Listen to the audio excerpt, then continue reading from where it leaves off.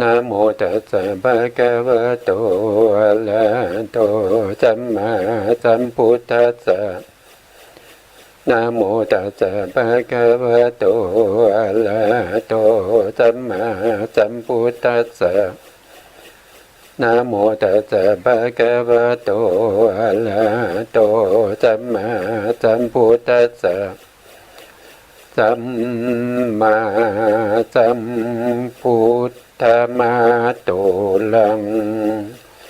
สัสสะธัมมาคโนตมังอาภิวาทิยาปัสสิสังอาภิธรรมัตถสังฆังตัทธาวุตตาปิธัมมัตถาจตุตาปรมัตถโตจิตตังเจตสิกังรูปังนิพพานามิติสัพพทังขอกราบนมัสการพระมหาเถระพระสังฆาธิการพระเถรานุเถระและขอสวัสดีท่านผู้ฟังและผู้ชมทุกท่านที่ติดตามในรายการพระไตรปิฎกลอยฟ้าในเนื้อหาของพระอภิธรรมครับตอนนี้ก็เป็นตอนที่52นะครับในเรื่องของสมุจยสังคหะซึ่งอยู่ในปริเฉดที่7นะครับเราก็ยังเรียนอยู่ในเรื่องของอกุศลสังคหะอกุศลสังคหะก็มีธรรมอยู่9หมวดด้วยกันบางท่านอาจจะเรียกว่าเป็น9กองนะครับเราก็เรียนมาจนถึงตรงที่เป็นอุปทานขันธ์นะครับก็ไปดูสไลด์นี้หนึ่งทบทวนนี้หนึ่งครับเพราะว่าบางท่านอาจจะลืมไปแล้วนะลืมไปแล้วเพราะว่าครั้งประมาณ1 อาทิตย์ที่ผ่านมาเนี่ยก็ไม่ได้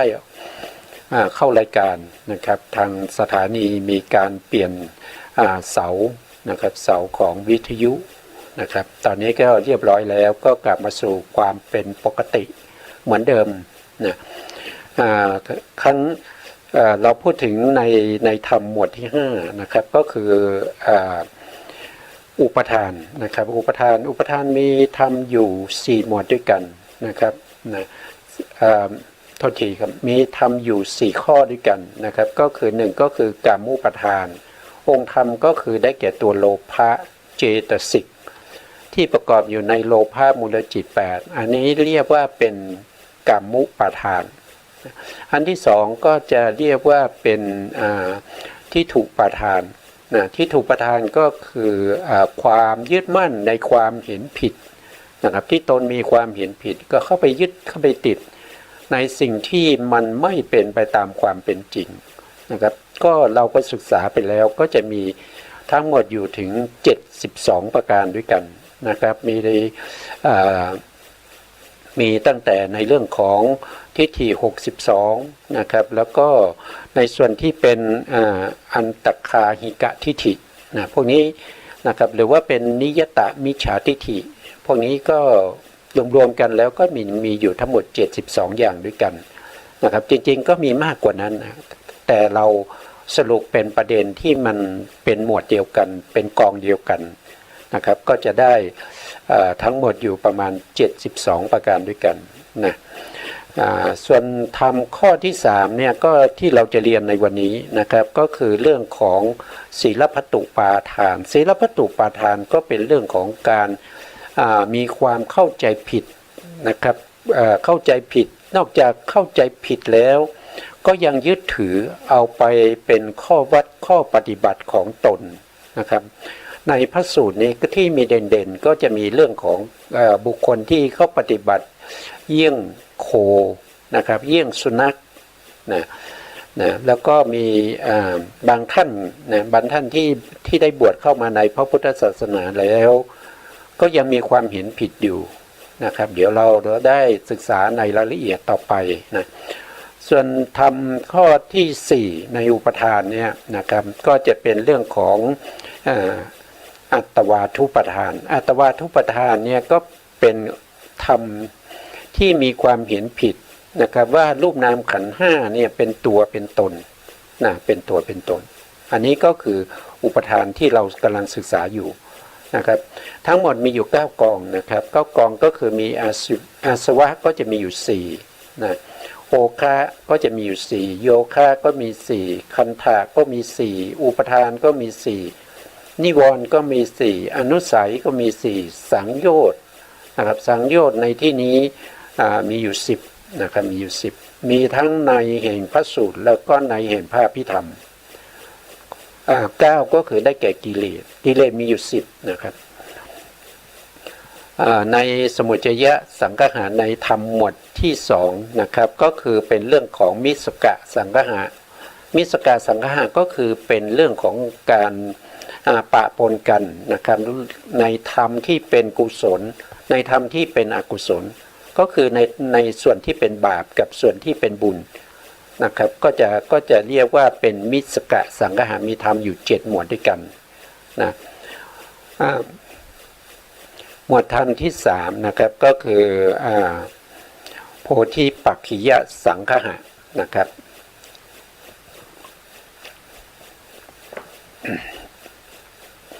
โพธิปักขิยสังคหะเนี่ยเป็นธรรมที่เป็นฝ่ายที่เป็นกุศลอย่างเดียวแล้วก็เป็นฝ่ายที่นำไปสู่การตรัสรู้เป็นธรรมที่เป็นฝักใฝ่แห่งมรรคญาณนะครับอันนี้ก็เป็นธรรมที่เราควรที่จะเจริญนะเราควรจะเจริญให้มีขึ้นนะให้มีขึ้นนะครับเพราะว่าเราเป็นชาวพุทธนะเพราะจุดมุ่งหมายของชาวพุทธเราก็คือวิมุตตินะวิมุตติลดก็คือธรรมที่พ้นไปจากการเวียนว่ายตายเกิดในวัฏสงสารอันนี้เป็นโพธิปักขิยธรรมมีอยู่ทั้งหมด37ประการด้วยกันนะ37ประการด้วยกันธรรมหมวดที่4ก็จะเรียกว่าเป็นสัพพะสังคหะมีอยู่5หมวดนะใน5หมวดนี้ก็จะมี1ก็คือขันธ์5 2ก็คืออุปทาน3ก็คืออายตนะ12ธาตุ18แล้วก็อริยสัจ4รวมแล้วมีอยู่39นะครับอันนี้ก็เป็นธรรมที่เราจะต้องศึกษานะครับในปริเฉดที่7แล้วก็อยู่ในชั้นเรียนพระอภิธรรมนะครับในชั้นที่2เราเรียกว่าเป็นจุลมิกโทนะครับทีนี้เราก็ไปดูรายละเอียดในส่วนที่เป็นอุปทานนะครับในส่วนที่เป็นอุปทานเนี้ยนะครับก็จะอยู่ที่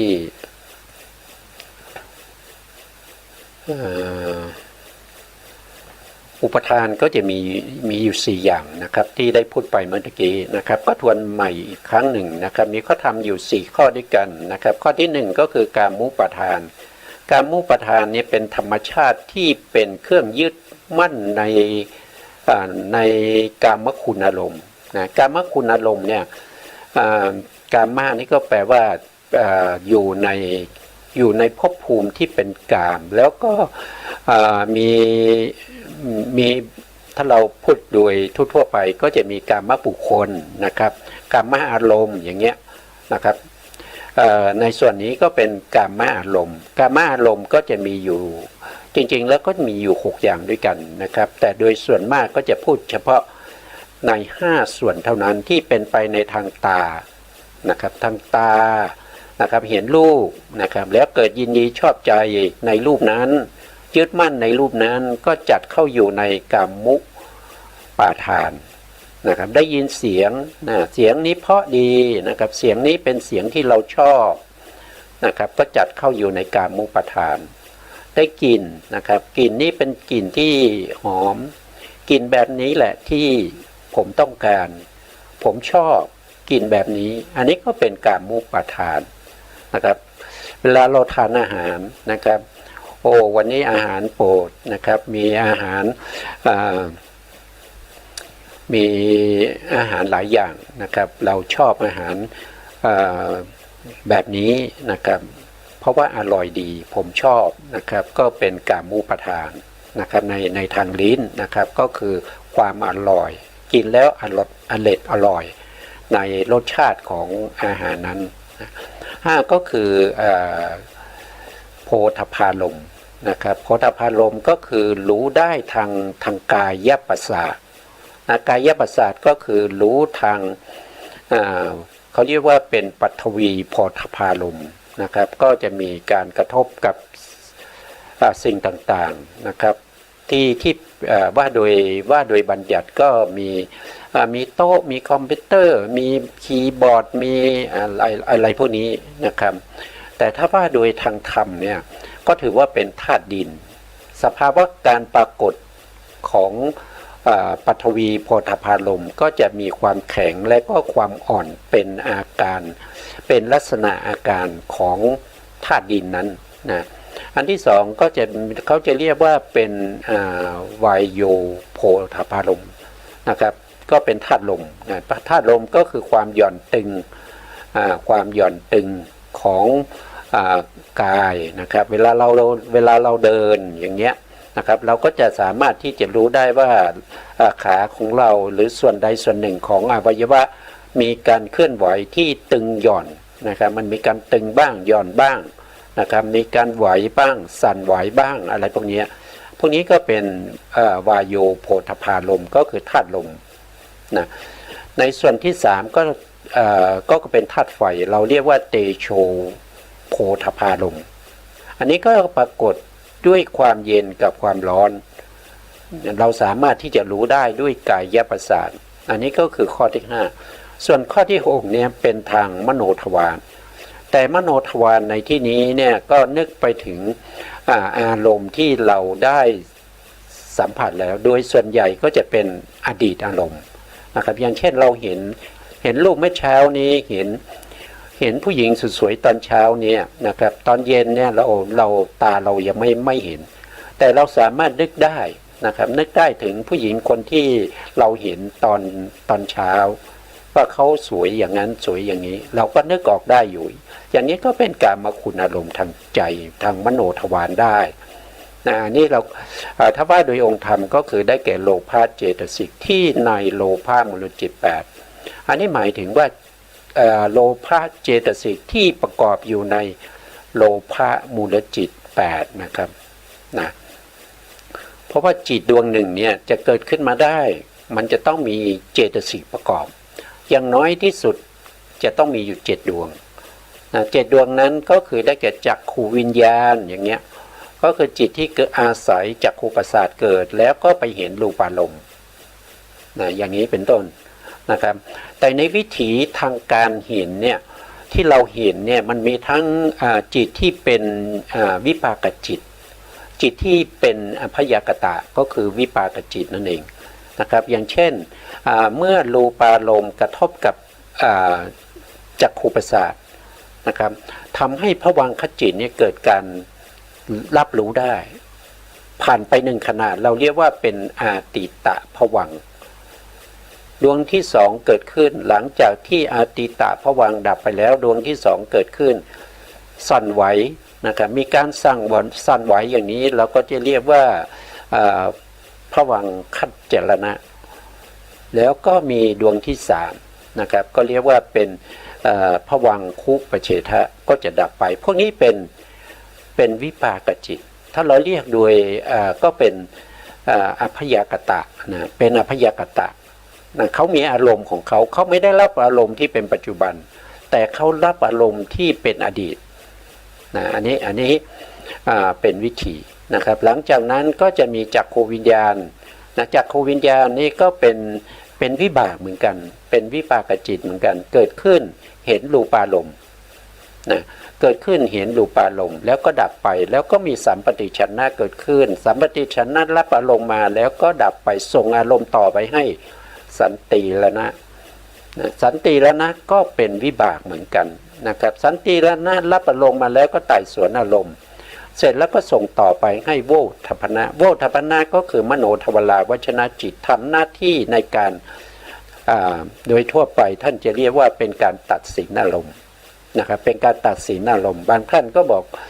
บอกว่าเป็นการตัดสินอารมณ์ที่เป็นไปในทางที่เป็นกุศลบ้างอกุศลบ้าง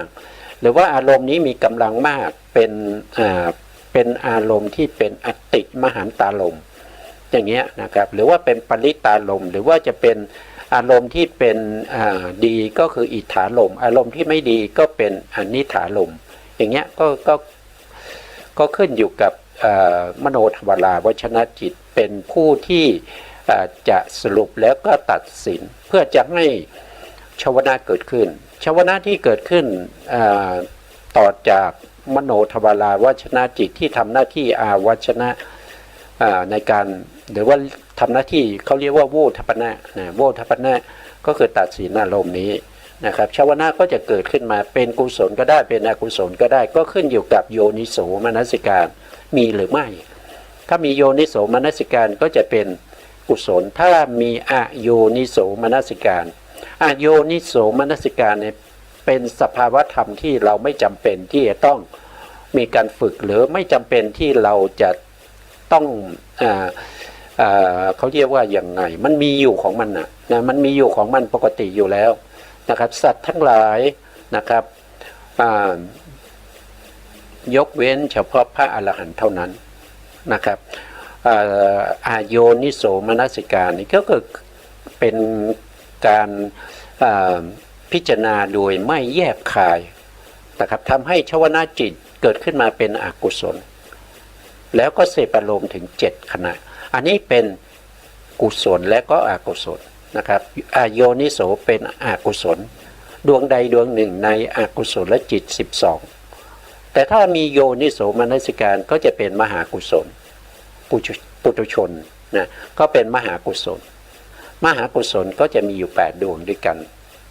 นะครับแล้วหลังจากนั้นชวนะดวงที่7เนี่ยเกิดขึ้นแล้วก็ดับไปถ้าเป็นอารมณ์ที่เรียกว่าเป็นอติมหันตารมณ์เนี่ยก็จะมีตถาลัมมนะเกิดขึ้นอีก2ขณะเพราะอะไรตถาเกิดก็เพราะว่านี่เป็นกามคุณอารมณ์แล้วผู้ที่รู้ก็เป็นกามบุคคลนะกามอารมณ์กา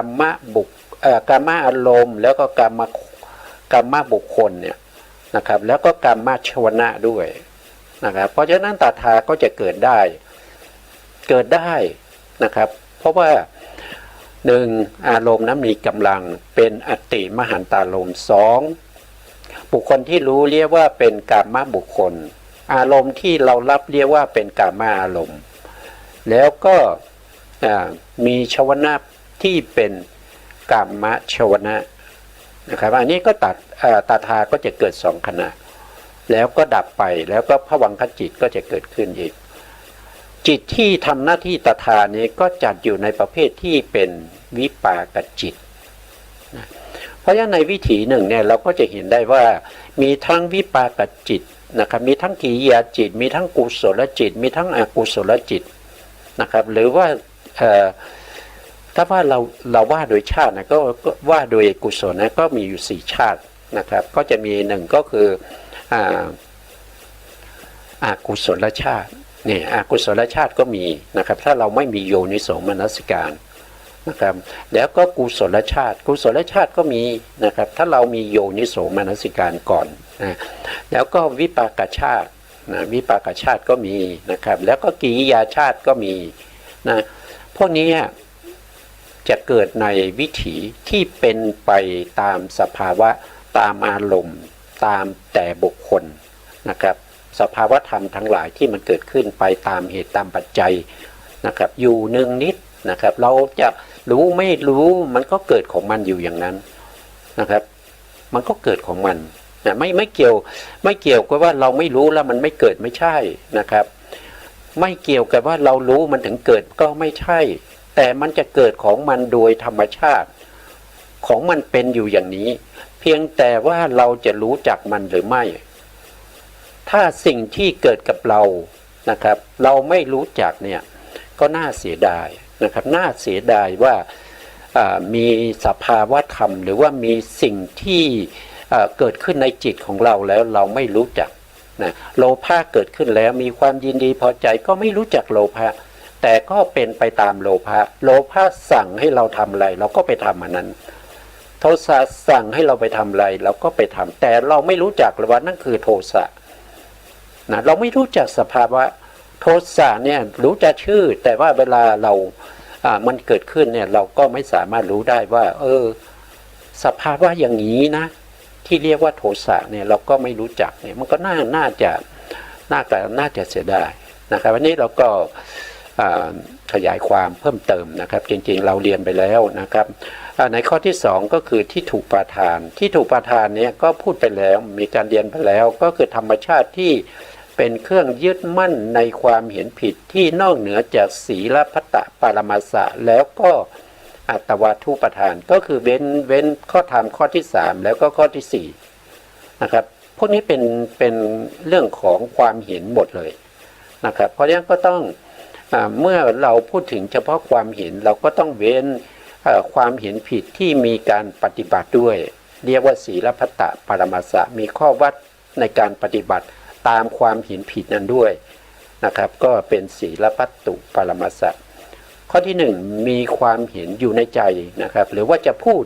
จะขยายความหรือว่าจะชักชวนให้คนอื่นมีความเห็นผิดไปตามที่ตัวเองนึกคิดมานะครับแต่ยังไม่ถึงการลงไม้ลงมือในการที่จะปฏิบัติเป็นข้อวัดข้อประพฤตินะแต่ข้อที่3เนี่ยเขาเอาไปประพฤติปฏิบัติแล้ว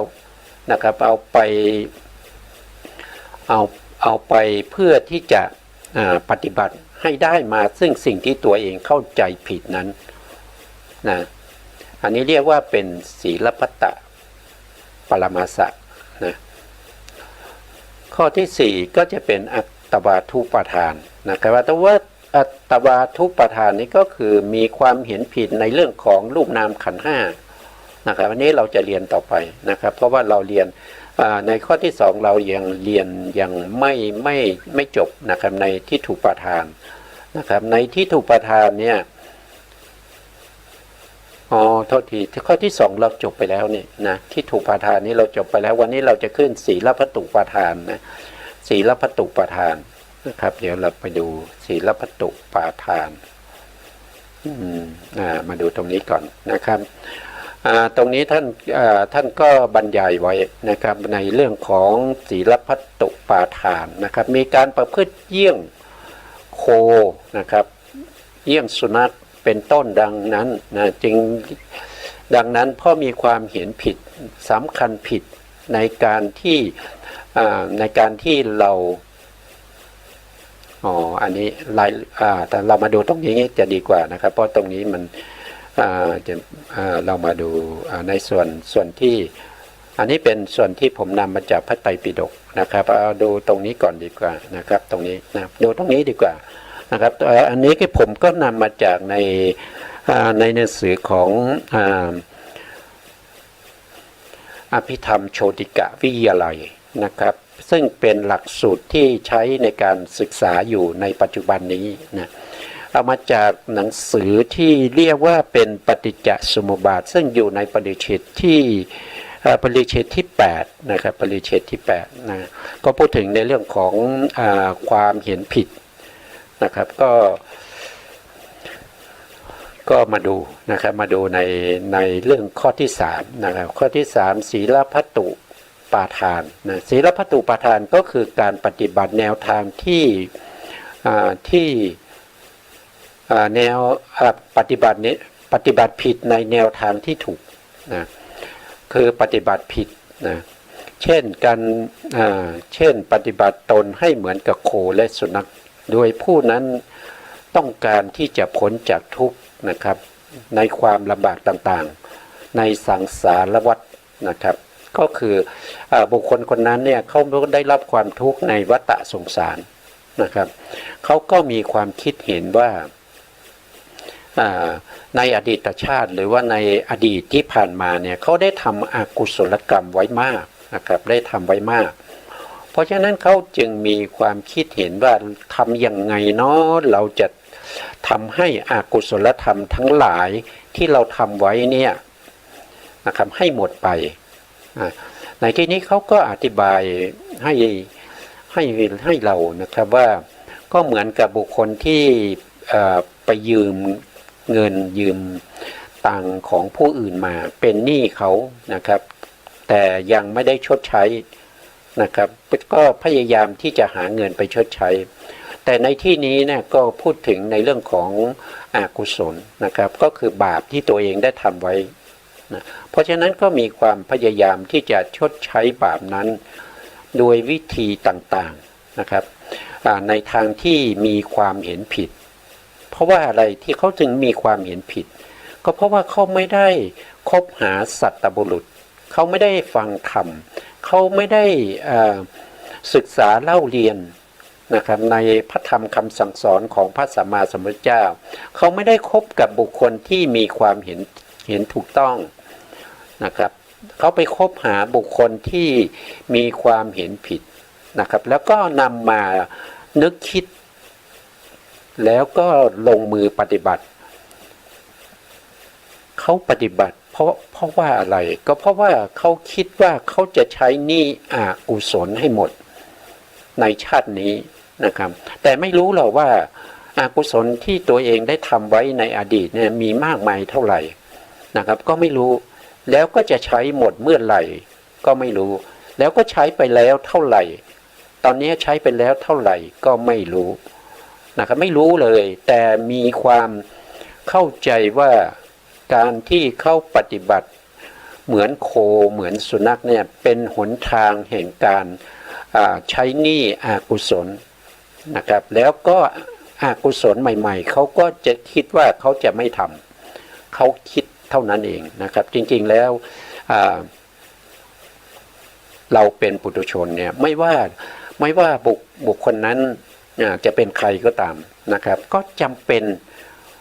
ในการดำเนินชีวิตในแต่ละวันเนี่ยก็ทำทั้งที่เป็นกุศลและก็อกุศลคักเขากันไป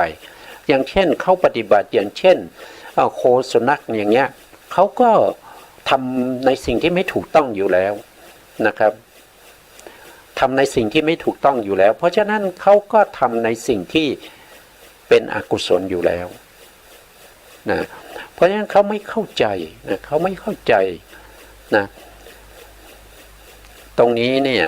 นะครับเราก็เขาก็บอกว่านะครับเขา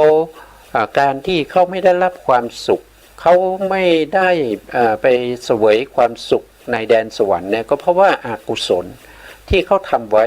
นะครับตอนนี้เขาจะชดใช้อกุศลให้หมดโดยการทำให้ตัวเองเนี่ยได้รับความทุกข์ความลำบากด้วยการปฏิบัติอย่างเช่นโคสุนัขนะครับหรือว่าบางท่านอาจจะมีการบ้านเรานะไม่มีบ้านเราอาจจะมีประเภทที่อดอาหารนะครับมีการอดอาหารนะครับจริงๆแล้วการอดอาหารเนี่ยพระพุทธองค์ได้ทำมาก่อนแล้วนะครับแล้วก็เป็นหนทางที่ไม่ถูกต้องไม่สามารถที่จะทำให้เราเนี่ยปฏิบัติจนได้เป็นพระอรหันต์ได้แม้กระทั่งเงาของโสดาบันก็ไม่มีโอกาสได้เห็นนะครับถ้าเรามีการอดอาหารนะครับสิ่งที่พระพุทธองค์ได้ประพฤติปฏิบัติแล้วก็ได้นำมาบัญญัติไว้นะครับเราควรจะเดินตามที่พระพุทธองค์ได้บัญญัติไว้นั่นก็คือไม่ต้องมีการทรมานร่างกายแล้วก็ไม่ต้องมีการเสวยความสุขนะครับที่เป็นเขาเรียกว่าเป็นสุขขังลิกานุยุกอะไรเนี่ยนะครับผมก็นะครับซึ่งเสวยแต่ความสุขอย่างเดียวซึ่งพระพุทธองค์สมัยที่ยังเป็นพระโพธิสัตว์เป็นเจ้าชายสิทธัตถะอยู่ก็ได้เสวยในกามคุณอารมณ์มากมายนะครับแต่ก็ไม่สามารถที่จะเข้าถึงพระนิพพานได้แล้วก็พระพุทธองค์พระโพธิสัตว์ก็ออกบวชนะครับก็ไปปฏิบัติด้วยการทรมานร่างกายนะครับก็ไม่สามารถที่จะตรัสรู้ได้นะครับจำเป็นที่จะต้องมาบำรุงร่างกายแล้วก็มาประพฤติปฏิบัติในมัชฌิมาปฏิปทานะครับมรรคมีองค์8นะครับถึงได้ตรัสรู้เป็นพระสัมมาสัมพุทธเจ้าอันนี้เป็นเรื่องสำคัญเลยนะครับเพราะว่าเราเป็นชาวพุทธสิ่งที่พระพุทธองค์ทำแล้วว่าไม่ดีเราก็ไม่ควรที่จะไปท นะครับสิ่งไหนที่พระพุทธองค์ทรงบัญญัติไว้ว่าเป็นสภาวะธรรมที่เขาเรียกว่าเป็นสภาวะธรรมที่ประเสริฐนะครับแล้วก็บริสุทธิ์นะธรรมที่ประเสริฐนะครับบริสุทธิ์นะครับเต็มไปด้วยพยัญชนะที่ถูกต้องนะครับเป็นไปด้วยอรรถะที่เป็นไปตามสภาวะของความเป็นจริงนะครับที่เราสามารถที่จะปฏิบัติตามมรรคมีองค์8ได้นะเราควรจะไปเดินทางนั้นดีกว่านะครับไม่จำเป็นที่จะต้องไปเสาะหาหนทางเองนะครับอันนี้เราก็ควรจะปฏิบัติตามที่พระพุทธองค์ได้แสดงไว้เพราะว่าเราได้มีการศึกษาพระธรรมคำสั่งสอนของพระสัมมาสัมพุทธเจ้านะครับแล้วก็มีบุคคลที่มีความรู้ความเข้าใจในพระไตรปิฎกอยู่ในอัตถกถาก็ยังมีอธิบายกันอยู่นะครับเราก็ควรจะเดินทางนั้นเราไม่ต้องไปเสียเวลาในทางที่พระพุทธองค์ทรงแสดงไว้ว่าเป็นทางที่ไม่ถูกต้องนะครับถ้าเราไปทำอย่างนั้นเนี่ยก็เหมือนกับบุคคลที่เขาปฏิบัติอย่างโคอย่างสุนัขนะครับมันไม่ดีนะบุคคล2บุคคลนี้เป็นบุคคลที่ไม่ได้คบสัตว์บุรุษนะครับไม่ได้ศึกษาในพระธรรมคำสั่งสอนของพระสัมมาสัมพุทธเจ้านะครับไม่มีกัลยาณมิตรในควายโทษทีนะในไม่มีกัลยาณมิตรในการคอยที่จะชักชวนหรือว่าชักจูงให้เราเข้าสู่พระสัทธรรมของพระสัมมาสัมพุทธเจ้าได้อันนี้ก็ท่านก็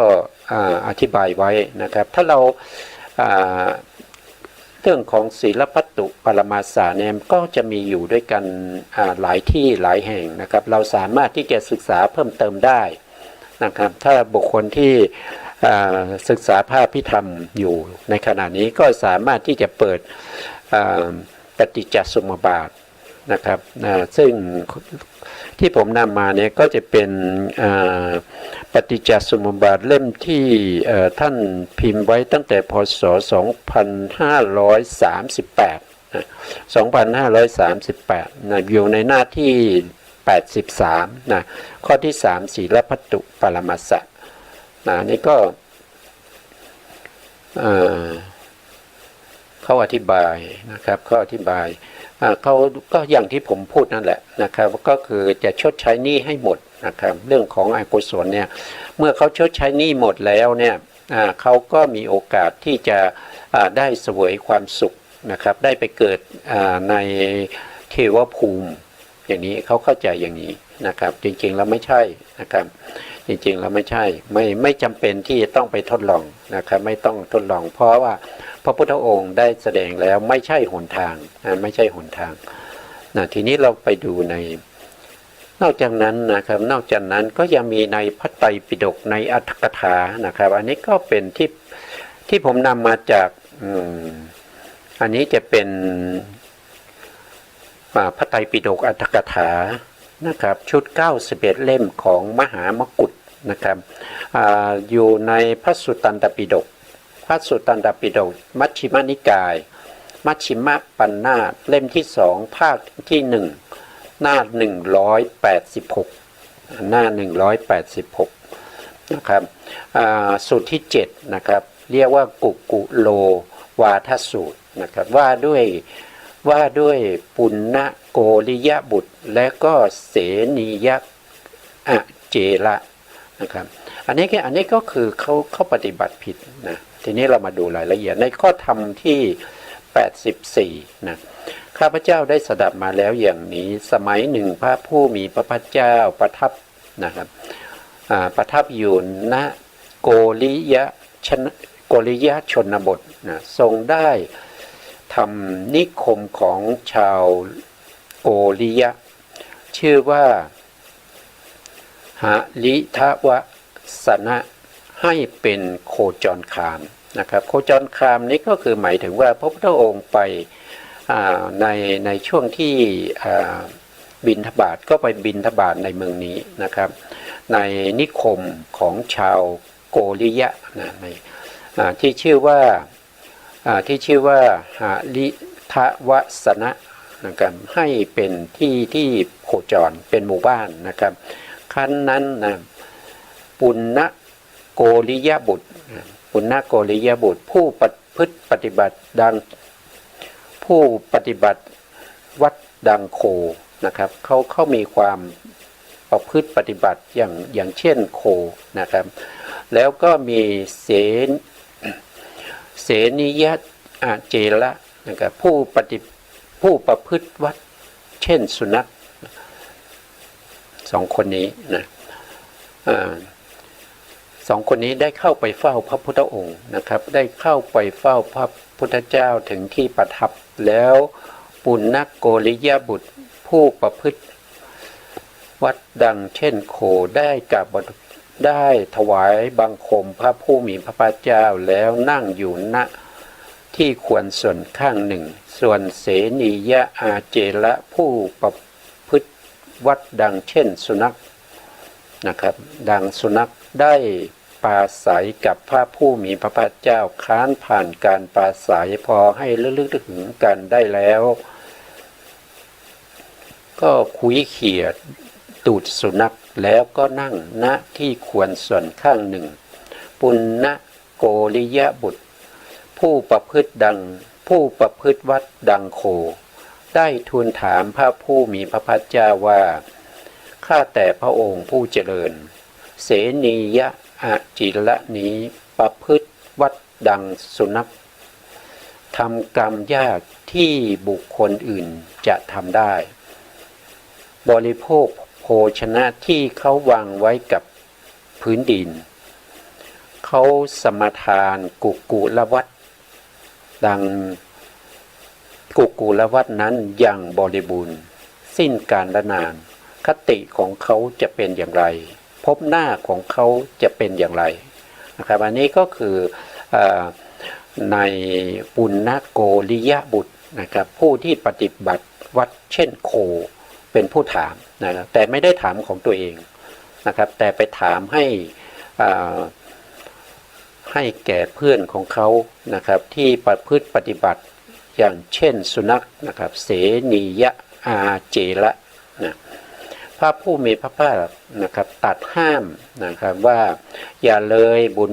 นะครับจงงดข้อนั้นเสียอย่าถามเราถึงข้อนั้นเลย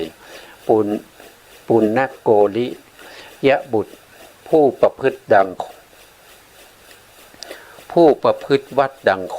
ได้ทูลถามพระผู้มีพระภาคเจ้าเป็นครั้งที่สองข้าแต่พระองค์ผู้เจริญเสนียะอาเจระประพฤติวัดดังสุนัขทำกรรมยากที่ผู้อื่นจะทำได้บริโภคโภชนะที่วางไว้ณพื้นดินเขาสมาทานกุลวัฏนั้นอย่างบริบูรณ์สิ้นกาลและนานคติของเขาเป็นอย่างไรพบหน้าของเขาเป็นอย่างไรพระผู้มีพระภาคเจ้าตรัสห้ามว่าอย่าเลยบุญนะจงงดข้อนั้นเสียเถิดอย่าถามเราถึงข้อนั้นเลยบุญนะโกริยบุตรผู้ประพฤติวัดดังโคนะครับผู้ประพฤติวัดดังโคได้ทูลถามพระผู้มีพระภาคเจ้าเป็นครั้งที่สามนะก็ถามเช่นเดิมนะครับว่าเสนียะเนี่ยนะครับผู้เสนียะอาเจระเนี่ยนะครับประพฤติปฏิบัติอย่างเช่นสุนัขเนี่ยแล้วก็เขาทำกรรมที่ทำได้ยากนะครับบริโภคโภชนะที่มีคนเอามาวางไว้กับพื้นดินนะเมื่อเขาประพฤติปฏิบัติอย่างนี้นะอย่างสมบูรณ์ในการข้างหน้าเนี่ยเขาจะไปเกิดที่ไหนนะครับในภพหน้าเขาจะเป็นอย่างไรนะ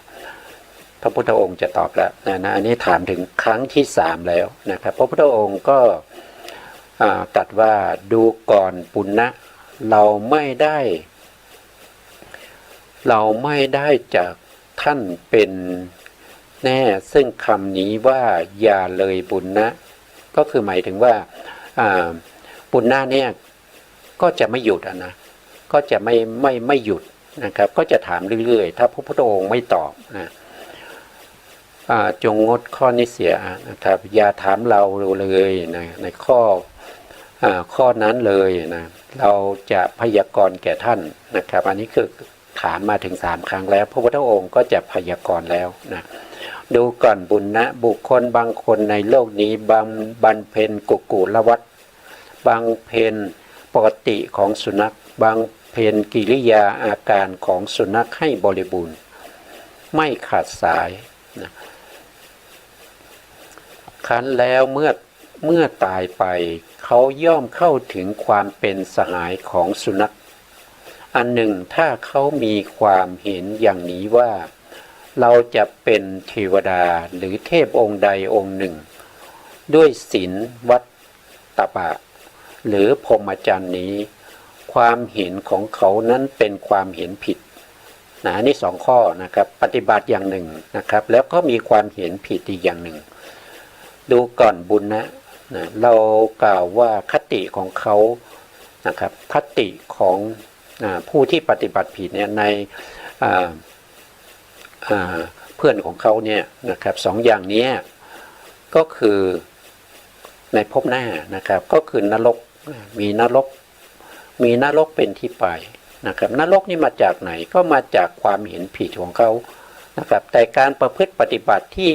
ปฏิบัติเยี่ยงสุนัขเนี่ยเขาก็จะเข้าถึงความเป็นสหายของสุนัขนะครับความเป็นสหายของสุนัขเพราะฉะนั้นพระพุทธองค์ก็จะพยากรณ์อยู่2 อย่างด้วยกันนะครับในภพหน้าเนี่ยเขาจะมีที่ไปอยู่2 ที่นะครับที่1ก็คือนรกนี้ก็คือการที่เขามีความเห็นผิดที่เข้าใจว่าการปฏิบัติอย่างเช่นสุนัขเนี่ยเมื่อปฏิบัติด้วยความบริบูรณ์สมบูรณ์แล้วเขาก็จะเข้าถึงความเป็นเพื่อนกับเทวดาองค์ใดองค์หนึ่งด้วยข้อศีลข้อปฏิบัติตบะพรหมจรรย์ที่เขาปฏิบัติอยู่นั่นเองนะซึ่งความคิดอย่างนี้เป็นความเห็นผิดความเห็นผิดนำเข้าไปสู่ความเป็นสัตว์นรกนะครับแต่การที่เขาปฏิบัติในข้อวัดนะครับอย่างเช่นสุนัขอย่างเนี้ยด้วยความบริบูรณ์เนี่ยเขาก็จะไปเกิดเป็นเพื่อนของสุนัขก็คือกำเนิดเป็นเดรัจฉานนะกำเนิดเป็นเดรัจฉานพระพุทธองค์ก็ยังไม่จบนะครับนรกหรือกำเนิดสัตว์เดรัจฉานอย่างใดอย่างหนึ่งดูก่อนปุณณะกุลวัฏเมื่อถึงพร้อมย่อมนำเข้าถึงความเป็นสหายของสุนัขอันนี้คือปฏิบัตินะเมื่อวิบัติย่อมนำเข้าถึงนรกวิบัติก็คือความเห็นผิด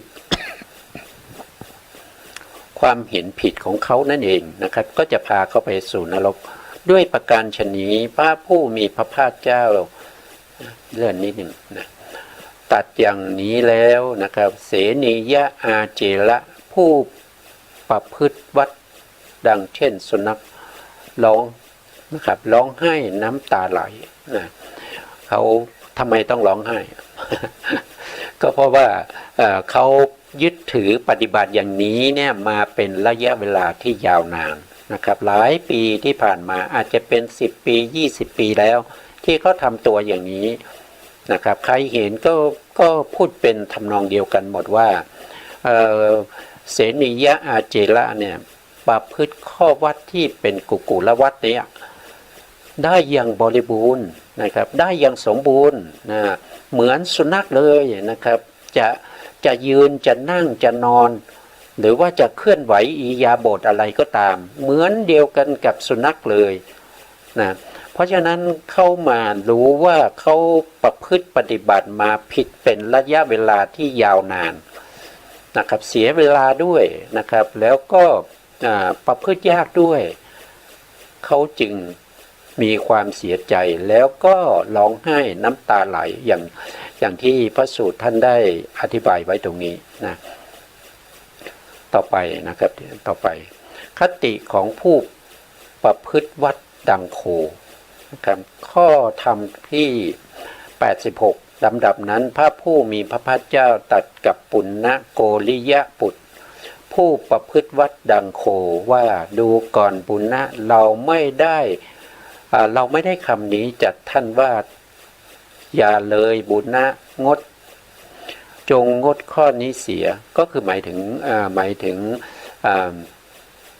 ถามอยู่เรื่อยๆพระพุทธองค์ก็ห้ามถึง3ครั้งนะครับแล้วก็เขาก็อยากจะรู้ก็ถามอีก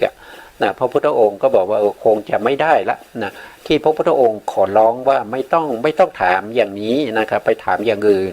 ก็คงจะไม่ได้นะครับก็คงจะไม่ได้จำเป็นที่จะต้องพยากรณ์นะครับก็ลักษณะอย่างนี้นะครับอันนั้นก็จบไปนะครับทีนี้เรามาดูต่อนะครับ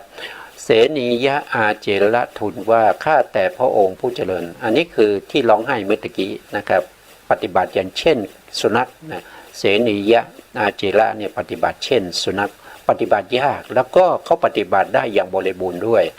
นะครับทูลว่านะครับข้าแต่พระองค์ผู้เจริญข้าพระเจ้ามิได้ร้องไห้ถึง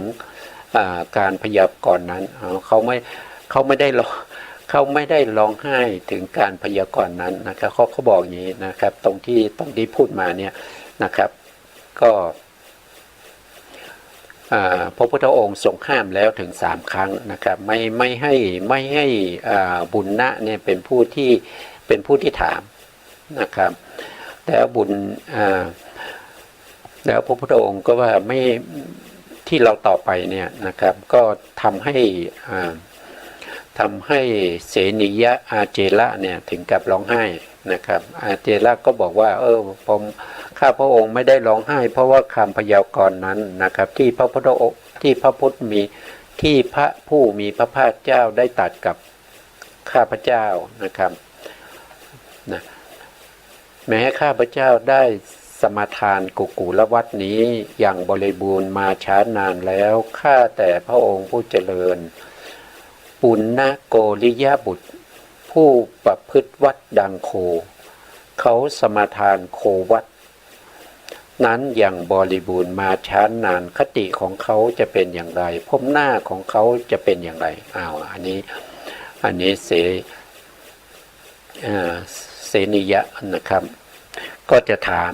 นะครับถามถึงภพหน้าของเพื่อนของเขานะครับที่ชื่อปุณณโกริยบุตรนะครับว่าภพหน้าเขาจะเป็นอย่างไรนะพระพุทธองค์ก็ทรงห้ามเหมือนเดิมอย่าเลยเสนิยะนะครับจงงดข้อนั้นเสียอย่าถามเราถึงข้อนั้นเลยเสนิยะอาเจระทูลถามพระผู้มีพระภาคเจ้าเป็นครั้งที่2เป็นครั้งที่3ถามถึง3ครั้งนะครับว่าข้าพระองค์ข้าแต่พระองค์ผู้เจริญนะครับปุณณโกริยะบุตรนี้ประพฤติวัดดังโคสมาทานโควัดนั้นอย่างสมบูรณ์ช้านานนะครับคติของเขาเป็นอย่างไรภพหน้าของเขาจะเป็นอย่างไรอันนี้พระพุทธองค์ก็จะพยากรณ์นะครับดูก่อนเสนิยะนะเราไม่ได้จากท่านเป็นแน่ในคำนี้ว่าอย่าเลยเสนิยะจงงดข้อนั้นเสียนะครับเราอ่านตรงนี้แล้วนะครับเราก็จะเข้าใจว่าเสนิยะเนี่ยเขาคงไม่หยุดถามเขาจะถามข้อนี้นะเขาจะถามข้อนี้เหมือนกับปุณณะเมื่อตะกี้นะครับปุณณะก็จะลักษณะเดียวกันนะครับพยายามที่จะถามถึงภพหน้าของเพื่อนของตัวเองนะอย่าถามเราถึงข้อนั้นเลยดังนี้แต่เราจะพยากรณ์แก่ท่านดูก่อนเสนิยะบุคคลบางคนในโลกนี้บำเพ็ญโควัดบำเพ็ญปกติโควัดบำเพ็ญกิริยาอาการของโคอย่างสมบูรณ์อย่างบริบูรณ์ไม่ขาดสายดังนี้แล้วเมื่อตายย่อมเข้าถึงความเป็นสหายของโคนะครับอันหนึ่งเมื่อเขามีความเห็นอย่างนี้ว่าเราจะเป็นเทวดาเทพองค์ใดองค์หนึ่ง ด้วยศีลวัตตบะหรือพรหมจรรย์นี้ความเห็นของเขานั้นเป็นความเห็นผิดดูก่อนเสนิยะเราเก่าคติของผู้ที่ผู้มีความเห็นผิดมีสองอย่างนะครับมีสองอย่างนะก็คือนรกนะก็คือนรกกำเนิดสัตว์เดรัจฉานอย่างใดอย่างหนึ่งนะครับก็คือหมายถึงว่าไม่ว่าจะปฏิบัติเยี่ยงโคจะสมบูรณ์ยังไงนะครับแล้วก็มีความเห็นผิดด้วยว่าการประพฤติปฏิบัติที่เขาประพฤติปฏิบัตินั้นจะพาให้เขาได้ไปเกิดเป็นเทวดานะครับซึ่งเป็นความเห็นผิดเมื่อให้ผลเนี่ยก็จะให้ผลสองอย่างนะครับแต่เวลาให้ผลเนี่ยจริงๆแล้วก็จะได้อย่างเดียวใช่ไหมครับไม่สามารถจะให้ทั้งสองได้พร้อมกันนะครับเพราะฉะนั้นก็ไปเกิดเป็นเดรัจฉานไปเกิดเป็นนรกหรือสัตว์นรกหรือเดรัจฉานอย่างใดอย่างหนึ่งนะครับดูก่อนนะครับเสนิยะโควัตเมื่อถึงพร้อมย่อมนำเข้าถึงความเป็นสหายของโคนะครับปฏิบัติโควัตก็ไปเกิดเป็นเพื่อนของโคนะเมื่อวิบัติเข้าถึงนรกวิบัตินี้ก็คือความเห็นผิดนั่นเองนะครับเข้าถึงนรกด้วยการปฏิบัติอย่างนี้พระผู้มีพระภาคเจ้า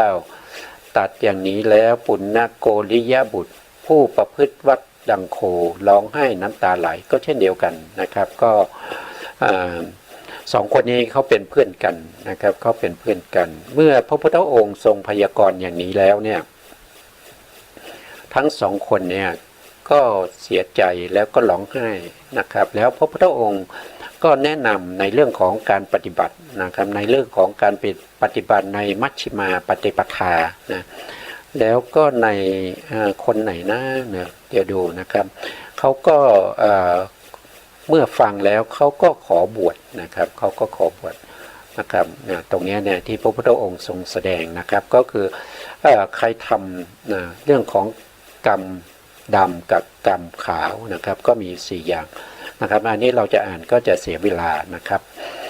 ก็คือหมายถึงว่าผู้ที่ทำกรรมเนี่ยกรรมที่ทำเนี่ยก็จะมีกรรมที่เป็นกรรมดำใช่ไหมครับก็จะให้ผลดำนะครับนั่นก็คือให้อกุศลและอกุศลวิบากนะครับแล้วก็มีกรรมขาวเนี่ยผู้ประพฤติปฏิบัติแล้วก็จะได้ผลเป็นกุศลนะครับได้เป็นกุศลได้ผลเป็นกุศลวิบากนะครับแล้วก็มีกรรมที่ไม่ดำไม่ขาวนะครับกรรมที่ไม่ดำไม่ขาวนะครับก็จะนำไปสู่ในเรื่องของความได้มาซึ่งกุศลที่เราไม่เรียกว่าเป็นธรรมที่เราไม่เรียกว่าเป็นกุศลเลยอกุศลนะครับธรรมนั้นก็คือได้แก่โลกุตระกุศลนะครับเมื่อปฏิบัติได้โลกุตระกุศลที่เราเรียกว่าไม่ใช่ธรรมที่ไม่ดำไม่ขาวเป็นไปเพื่อการสิ้นทุกข์นะครับเมื่อได้ฟังอย่างนี้แล้วเนี่ยเดี๋ยวนะครับอยู่ตรงไหนนะครับเมื่อเขาฟังแล้วเนี่ยเขาก็จะเข้าใจแล้วก็มีในบุญนะหรือว่าในเสนิยะไม่รู้นะครับที่ขอบวชเลยนะครับขอบวชในพระพุทธศาสนาแล้วก็ประพฤติปฏิบัติตามที่พระพุทธองค์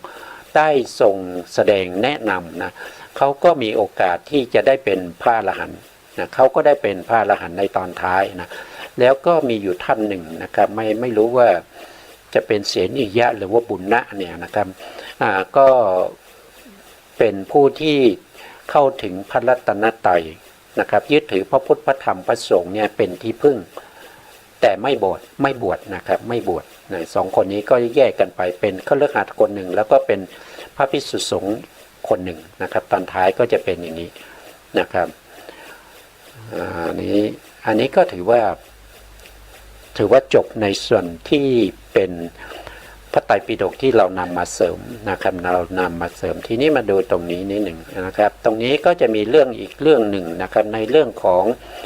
สุนัขขตะลิชวีนะสุนัขขตะลิชวีเนี่ยเขาเป็น เขาเป็นถ้าว่าไปแล้วเขาเป็นเจ้าชายนะครับเป็นเจ้าชายแห่งเมืองที่เราเรียกว่าเป็นไผ่สาลีนะครับไผ่สาลีเนี่ยก็จะมีเจ้าผู้ปกครองอยู่มากมายนะครับบางที่กล่าวว่าเป็นพันนะครับแล้วก็พวกนี้ก็จะปกครองด้วยประชาธิปไตยมีการเลือกเป็นวาระนะครับเลือกเจ้าทั้งหลายพวกนี้ขึ้นมาเป็นผู้นำนะครับคงจะพูดไม่ทันนะครับก็คงเอาไว้ในครั้งต่อไปนะครับในเรื่องของสุนขตลิวชีวีนะครับวันนี้เวลาเราหมดนะครับเวลาหมดก็ต้องลานะครับสุดท้ายนี้ขอกราบขอบพระคุณพระครูสมุทรวิสุวัตรวรกิจโจผู้อำนวยการสถานีวิทยุเพื่อการศึกษาพระพุทธศาสนาและวัฒนธรรมขึ้น FM 104.5 เมกะเฮิรตซ์วัดไฝหินจังหวัดเชียงใหม่และขอกราบขอบพระคุณพระครูปริยัติยานุศาสตร์ขอบคุณท่านผู้ฟังและผู้ชมทุกท่านที่ติดตามในรายการพระไตรปิฎกลอยฟ้าในเนื้อหาของพระอภิธรรมนะครับพบกันใหม่ในโอกาสต่อไปครับสวัสดีครับ